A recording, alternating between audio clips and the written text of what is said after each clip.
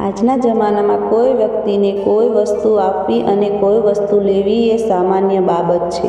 ઘરમાં ખલાસ થતી ખાંડ હોય કે કપડાં સીવવા માટે વપરાતો દોરો, ઘણી વખત આપણે જાણે અજાણે અમુક વસ્તુઓ મફતમાં લઈએ છીએ.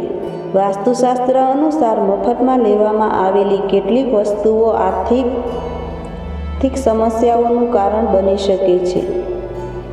તેથી જો તમે પણ ગરીબીથી બચવા માંગતા હો તો ભૂલથી પણ આ વસ્તુઓ કોઈની પાસેથી મફતમાં ન લો.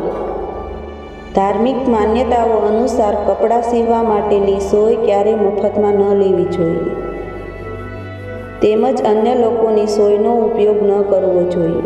જો કોઈની પાસેથી સોય લેવામાં આવે તો ઘરમાં ઝઘડાનું વાતાવરણ રહે છે અને નકારાત્મક ઉર્જા પણ ફેલાય છે.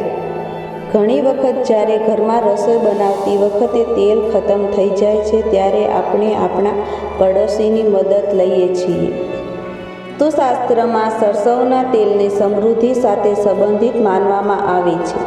આવી સ્થિતિમાં સરસવનું તેલ મફતમાં લેવાથી કે આપવાથી તમારી આર્થિક સ્થિતિ પર નકારાત્મક અસર પડી શકે છે.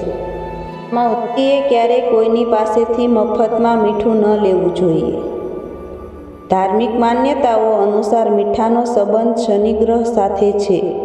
જો તમે કોઈની પાસેથી મફતમાં મીઠું લો છો તો તેના બદલામાં કંઈક બીજું આપવું જોઈએ. મફતમાં મીઠું લેવાથી તમને સ્વાસ્થ્ય અને પૈસાની દ્રષ્ટિએ મુશ્કેલ સમયનો સામનો કરવો પડી શકે છે.